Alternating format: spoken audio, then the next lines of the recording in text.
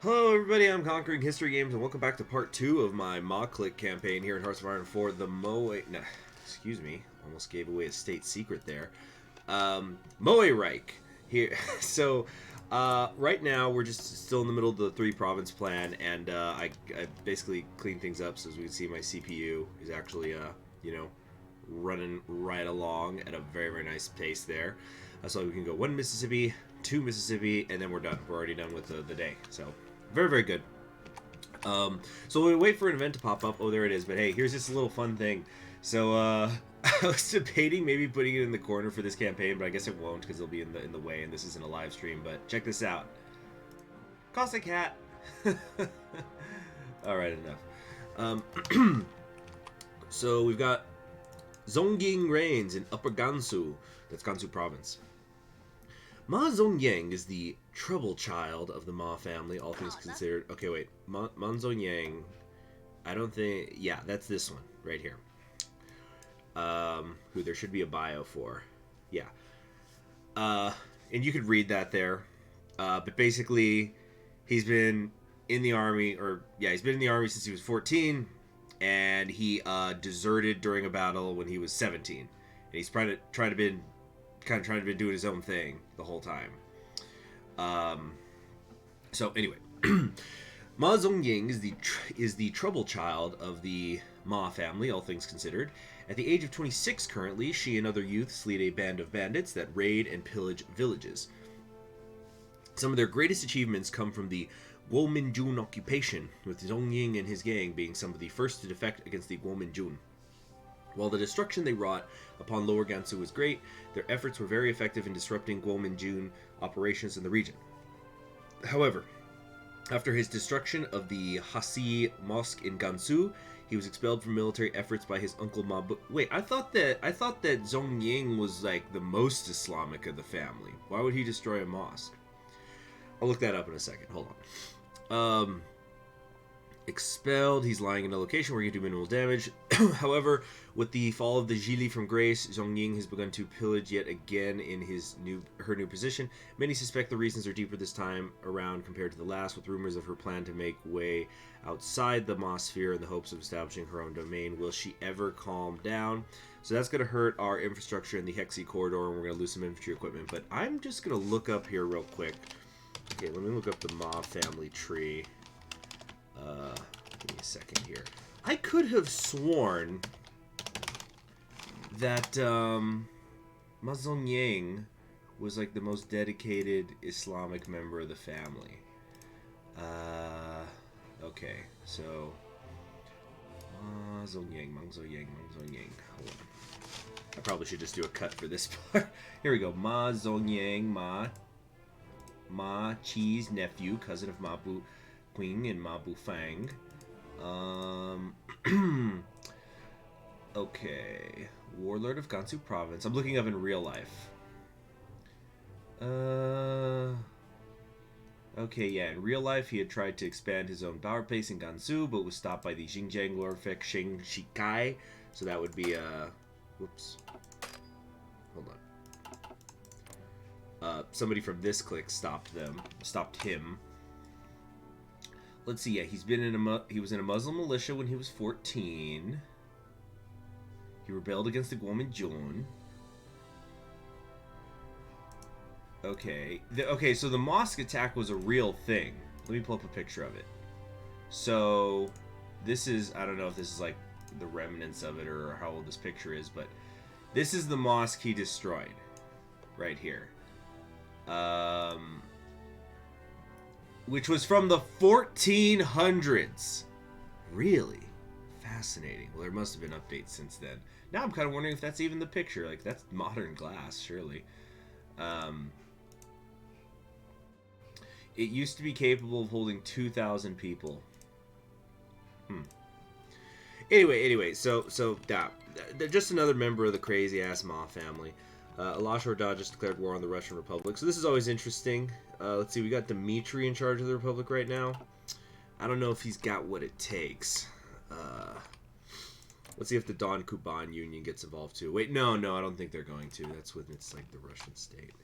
What's going on over here? Oh yes, the Qinghai struggle. I almost forgot about that. So I don't think there's going to be much that we're going to do here, but just because like most of this stuff is going to help with Ma Lin, and we don't want Ma Lin to win. However, we will hold a meeting in the Jingning Council just to kind of see what those events are, and we have some council defections. Wait, no, again, we don't want to do this because we actually want Ma Bufang to take control of the Jingning Council. So we're just going to leave that be, and. Yeah, but, I guess it doesn't really matter because Ma Fuxiang is going to stick around forever, yes? Ooh, yeah, look at all these traits we have to give her. But, you know what, or we'll do this a little later. We're not at war right now. We'll do it before we go to war, I think. Yeah. So, what else were we doing? Yeah, we don't have infantry equipment at the moment, which stinks.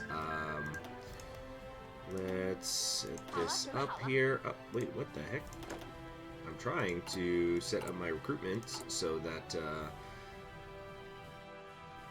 oh, wrong button.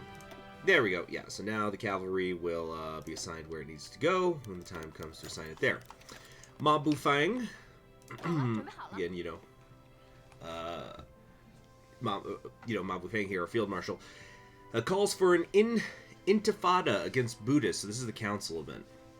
The Jingning Council has been called to session with little notice by Ma Bufang. Appearing in military regalia, Ma Bufang takes the stand to deliver a dire warning to her family and the people of Qinghai. Ma Bufang describes the terror and oppression facing Muslims in Tibet.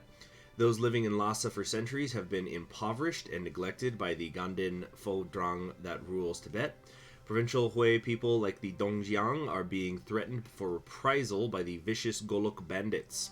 Ma Bufang demands that the council levy more soldiers to patrol border cities like Yushu and to plan for the eventual intifada against Buddhist tyranny. Those are some good points. So Ma Bufang is going to increase their control over Qinghai by 5% twice, I guess. National populists are going to get more popular, but we're going to lose stability and political power instead. Hold on.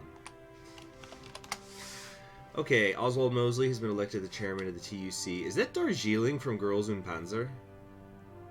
Then who's that? I don't know, maybe it's just other characters. Well, yeah, Intifada, that's a really specific word. It's basically, like, how would I describe it? Oh, speaking of Tibet. What? They've gone socialist? What is going on over here? Is that, no, the hair is not light enough. I was gonna say, is this freaking, Felt from the ReZero series? But no. So I don't think I've seen this event happen. But basically, an Intifada is, like, a word for an uprising. I think literally it means shiver or something. It's something that doesn't sound very cool, but it's like, it's like one of those terms that's, like, crossed over. Although I think that it's actually, what do you call it, anachronistic. I don't think it wasn't used in the term of being a rebellion until, like, the late like, post-war. I could be wrong. I don't know. Anyway, so the KMT and Indian socialists have overthrown Tibet. To most newspapers, news from Tibet is treated as fanciful stories of little conquest to geopolitics, only relevant to fellow Buddhists scattered throughout China. However, the modern world has finally entered Tibet into the ideology of Sun Yat-sen, toppling their regent and installing the radical ideologue, the 9th Panchen Lama. The new regent is now guided by the Tibet Improvement Party, a collection of Kampa agitators trained by the KMT and grateful to Bharatiya for asylum. The 9th Panchen Lama has given statements to National Geographic, the only reporters currently allowed in Tibet, promising to fulfill his duties as regent first and locate the next Dalai Lama. More grandiose promises of free and democratic elections and repulsing the Ma Muslims from Yushu were also announced. It's a cycle, not to change. Wow, that's deep, bro. Anyway, so wow. Convene the Kashnat. 3 principles. Wow, they can cross the McMahon line and go to war over Tawag. Okay. Well, isn't that interesting? Yeah. So, speaking of this area in the world, so the university in my hometown, the University of Texas at El Paso, the National Geographic in this area of the world made me think of it. About 100 years ago, when the school was really getting off its feet, they had a contract to build. They were going to build several buildings for the university because it was essentially just a mining college, and then it was just like, okay, we're going to turn this into an actual university that's more than just mining. So we're going to make buildings. And then the wife of the president of the university at the time, she subscribed to National Geographic, and she saw these pictures of like Bhutanese temples and stuff like that, and she went, "Oh, honey, I really like how these look. How about we design that?" And the husband's like, "Yeah, sure, why not?"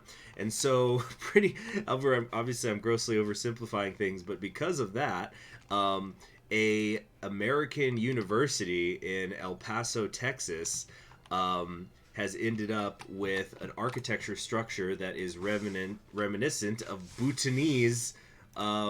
Early 20th century architecture on the other side of the world. It's very unusual. It's a fun thing, though. I'll talk more about it in a second. Hold on. 29 dead in Yushu. Yushu, located in southern Qinghai, has been combated over since the Qinghai Revolution, with Sichuan, Tibet, and the Qinghai region all claiming their legal possession of the town. So it's basically here. This part. This is the demilitarized area. The reasoning for this is that this important city contains one of the only roads leading to these three provinces, making it the key to the northwest. The Jining government remained in control largely, and with the Tibetan invasion of Sichuan in 1930, the Jining government intervened in favor of the Sichuanese with the following treaty, making the town officially part of the Jining sphere. Remember, Jining means us, because that's our capital. This doesn't mean their rule is uncontested. Tibetan raiders have been frequenting the town as of late, with the newest raid killing 29 citizens. While the Tibetan government denies any involvement in these raids, it has created an air of tension in the region between the Mas and the Tibetans. There's no way they're not involved. Well, yeah, we just read that. The Tibetan raiders... wait, no, I mean, it's no way they're not involved, saying, like, these are government-sponsored raiders. Anyway, so, Bhutanese architecture. Yeah, so this is fun. Let me show you guys here a picture. Yeah, so like this is I actually hate this building personally, but that's because of what's inside it. But like this is the academic services building of the University of Texas at El Paso, and that's not even like the strongest example of that style of architecture. And there's even like this Bhutanese temple that's on campus right now that used to be up at the Smithsonian. Let's see here. Like here's also another picture of that. These are actually not very high quality pictures, but this is that same building from the other angle. The first International Congress, whatevs is what I say. Hold on. Yeah, so then Bhutan and UTEP have had this really interesting relationship where, like, you know, the heads of state of Bhutan pretty regularly come to UTEP and they'll go to the basketball games and stuff, so it's really funny. So like, yeah, here's some. Now these are like Bhutanese fortresses, also known as Zhongs. I think it's pronounced that way, Zhongs. So yeah, again, this is in Bhutan on a mountain. Also, UTEP is among mountains, so that's appropriate. And then this is a And then this is a 21st century UTEP building. So that's just a fun thing. All right, council members are indecisive on Ma Bufang with rising. Let's get back to the Ma Clique. With rising tensions in the Jining Council, Bufang has not slowed down on his moves to take away Lin from power, including bribes, threats, and other unspeakable acts. Bufang is in a constant slandering campaign against not only Lin, but the Guominjun as well. Many are beginning to see Lin as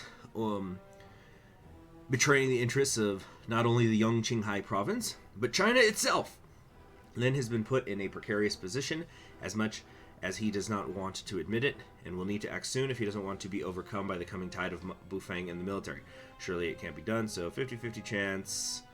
Okay, so we're looking for the popularity of the national populace, so right now it's at 18%. And how'd that go? Yes, victory for the national populace. Okay. We still have the paternal autocrats in charge, though, ultimately. Alright, so we've got our better infantry equipment up and running. I think we're going to want radio, because we're going to be at war before you know it. So let's get that early. The Anqing is just slicing. Nice. Julius the Fourth has been elected. Saying nice just because of this awesome picture. That looks cool. So the Anqing is just slicing into left Kuomintang. Yep, there's a couple of encirclements there. I don't think they've got a port here.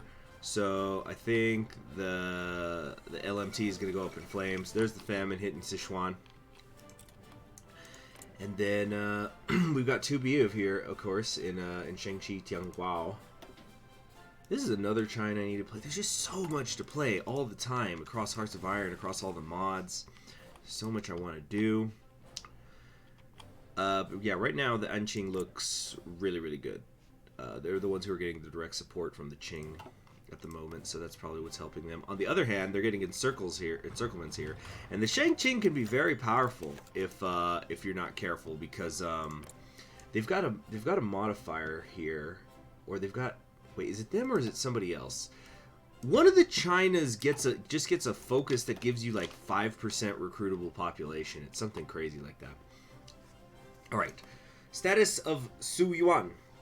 Fuxiang is the current governor. That's over here.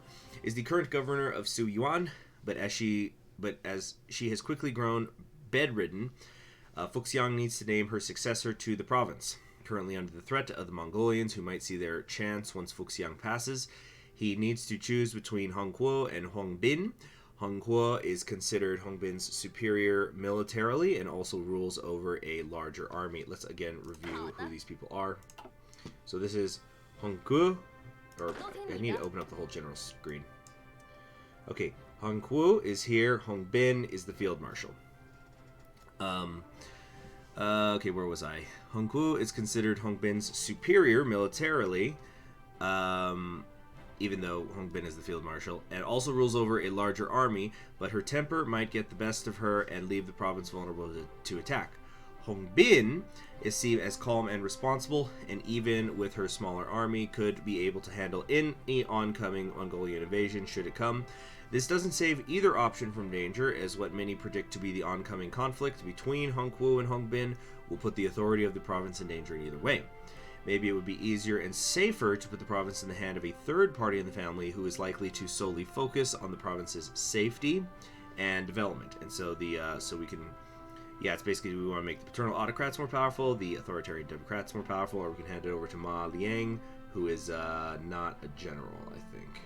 There's so many Ma's. It's because it's like there's the Ma family, the broader family, but it's like 3 families.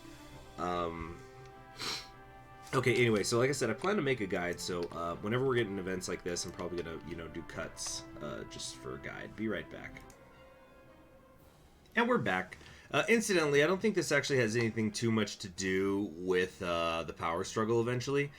So it could be a nice way to just get some quick political power. So what we're going to do, though, is... Yeah, because you could say, like, hand it over to Ma Liang, and then that could give you political power to play around down here. But we all know Satsuki's best girl, so we're going with Ma Hongguo. Or Hongque? I'm so sorry to all my Chinese watchers. Oh, wait! It's Hearts of Iron 4 and Tibet's real. They don't exist. Sorry. The 3 provinces. The Ma's have their base of power in 3 main provinces. Ningxia, which is, wait, no, that's Gansu. Ningxia, Gansu, and their newest province, Qinghai. Ningxia and Gansu are both under the Northern Ma Clique, with Ma Fuxiang serving as governor of Gansu, and his nephew, Ma Hongbin, occupying the position of governor of... You know what? We're going to drop the pronoun thing, guys. It's too hard. I got other things to worry about. Or maybe I'll still sometimes do it and just annoy you all. Anyway... Gansu is where a large part of the clique's power is based, holding the Taiyuan arsenal where most weapon manufacturing takes place within the clique, along with the largest population base. Currently struggling in civilian industry in the south due to the Guominjun's bloody occupation, the province is not in the state it used to be, and also present is the dangerous young warlord Ma Ying, holding large parts of the north under his bloody occupation. That's the mosque burner we talked about earlier. Ningxia is where a large source of the Ma's manpower comes from, with the province holding significant amounts of horses and bandits who are willing to be recruited. While the current peace does not allow Ningxia to shine, should war come, its value will only rise. You know, I just thought that, sidebar, I thought that he was the most Muslim of them all. Why did he destroy a mosque? But isn't that how it often goes with religions, that, your stuff ends up getting burned by somebody who just believes in a different sect of it? It's like, religions have always been contentious, to paraphrase the things, like Christians and Muslims, and Christians and Jews, and Christians and other Christians, and Muslims and other Muslims, and certain sects of Hinduism and Buddhism, and Jains and other Jains. Oh yeah, that's a thing. You got the sky clad and you got the white clad, or what is it, like one of them like to go nude, the other one just does the actual clothes. Anyway, just like the little quibble over small stuff. So, let us continue. The Southern Ma Clique, currently under Ma Lin, rules over the recently made province of Qinghai, possibly the most rural in all of the Northwest. The people here are mostly nomadic, understaying in some of the major cities like Jining. The south is a highly disputed area between the Mas and Tibet, as the area is seen under a current shade of flipping between Tibetan nomad control and the Ma warlord. The center of this is Yushu, constantly fought over throughout the early 30s. It's right here. While the situation has somewhat calmed, it is not expected to remain that way. The political situation of the Jining government is currently fought between the governor Ma Lin and his nephew Ma Bufang, with many seeing Ma Lin ousting from the position inevitable. Bufang continues to court people to his side, with Lin only growing more isolated by the day. The three are the key. Yeah, I heard that Ma Bufang just keeps making vines telling people that they're his little pog champ, and then the people are just in droves coming over to Bufang's side as a result. Okay, so what we want to do is, because I was looking through these before. I think we want to take the Qinghai Emergence Scheme, which is only going to give us some war support. So this is the Southwest stuff, but then we can come over here to the 8-point plan, which is going to give us political power. And then if we wanted to, if Ma Bufang is in charge, we can get a couple of focuses here, which are going to basically help us in the war against Tibet and Mongolia, which I may or may not take, but I do at least want to take the Qinghai Emergence Scheme. Or not the Qinghai Emergence Scheme. I want to at least, go down here. And then we can also come over here to the Jining government, if Ma Bufang is in charge. Or Ma Lin, for that matter. And then that gets us down here, and then we've got different things that we have available to us, but I'm pretty sure you know who it is that I'm going to pick. Also, I'm going to have to really think about what kind of thumbnail I want for this channel. There's a lot of good kill art out there. I'm sure I can find something fun. Okay, weapons manufacturer. I think we want to do with the Gansu manufacturing. Help with the weapons and equipment research, of course, but also it's going to lower that production pretty fast. Or we can start making our way toward a war economy, because we're going to get more war support, because it's going to be a defensive war. They're going to declare on us, so we got a couple of options here. This is going to take a month. We can come over here. That's another month. 120. Shoot. Neither of these is great. The division limit going up is nice. Let's do partial mobilization. Okay. So we've got that. Should we trade for the steel, or could we not afford that one factory loss? Nah, leave it be, leave it be. Okay, anything else I want to do here? Petition from Ma Lin for military aid. Nah. Yeah, just let it go. Just, if you ignore it, it's going to come up. Ooh, wartime emergency measures. The Ma Clique has again entered in a state of political crisis. Fortunately, we have a set of contacts that for a price can aid us in our struggle for survival. So we can purchase Qing arms when we're at war, which will give political power to the Qing. I think that was not something that was initially implemented. I could be wrong, but this will basically just give us some stockpiles of equipment from the Qing government, which we will eventually overthrow at some point. That's going to be tricky. That's going to, I think, be the hardest part of this whole campaign, because there's no way we're going to be able to take on the Qing government on our own. So we're going to have to time it just right with the attack from the Fuxiang government, unless somebody else also goes after them. And then the Li Guang clique. This could just be me speaking from looking on the outside because I haven't played in China in a while, but it seems like they're getting stronger and stronger. They seem to do very well lately, at least in my experience. Like playing games on my own sometimes too. Yeah, so I have no intention of taking any of these. But already Ma Bufang controls the council, so I think we can kind of just leave things be for right now. Also, there's something around here that was going to give me army experience. Oh, Yushu conflict escalates. So this is just the stuff in the southwest and then demilitarized zone. It's hurting our stability, but there was something around here that was going to give me army experience. Yeah, soldier farmers. There we go. So this is if Ma Hongguo is in charge, we can get 100 army experience. So that's a reform right there. That's just a single.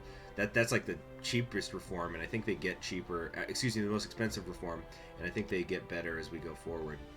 Now, what is this? Okay, yeah, Yushu conflict. Yushu has been a highly contested township between Tibet and the Ma's. Yeah, it's shifting. This, however, could lead to a conflict on an even greater scale than expected. The current tensions are at 4. We have 60% control. Let's see here. So we have a couple of things that we could do.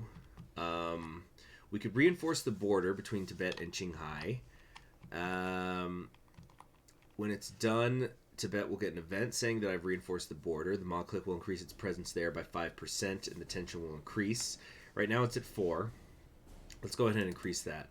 But what is this Dongjiang Mongol raid? The small Mongol population in Qinghai is known for being guns for hire, serving in the Tibetan War on our side. We can employ their help to scout out Tibetan camps to raid. This will give me 101. I need 101 infantry equipment to pull this off. And then Tibet will get an event that there's a raid, and Yushu will receive levels of damage, which I think will hurt me because I'm the one who technically owns it.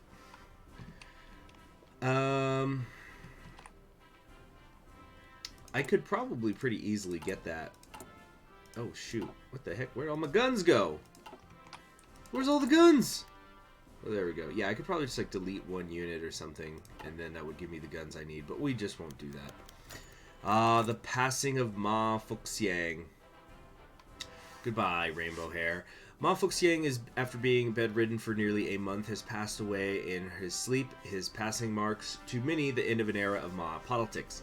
As the older generation dies off one by one, the fate of the Ma sphere of influence is now in the hands of its younger members. While today the family joins collectively in a day of mourning as the father of the Ma's has drifted from this world, one cannot guarantee tomorrow will not be filled with arguments, tension, and rage without their central figurehead.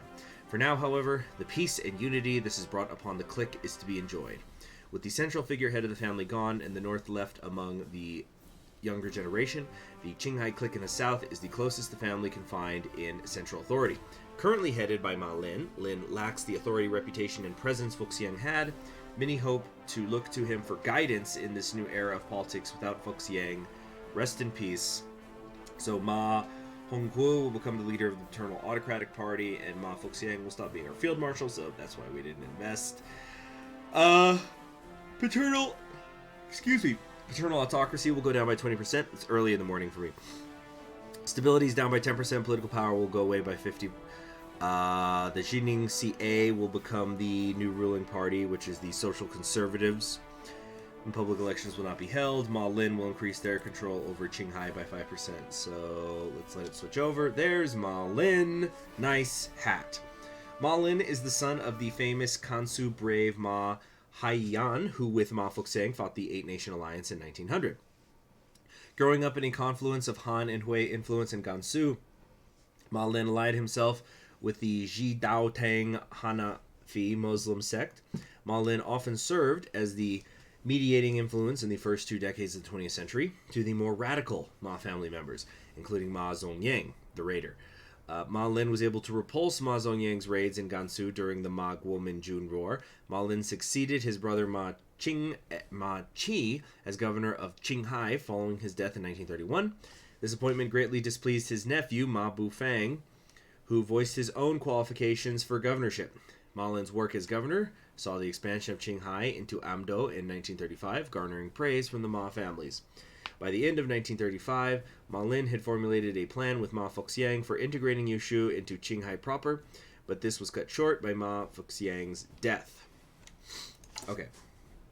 So right now it's like a 50-50 right now in Qinghai. I think because Ma Lin just came to control. Okay.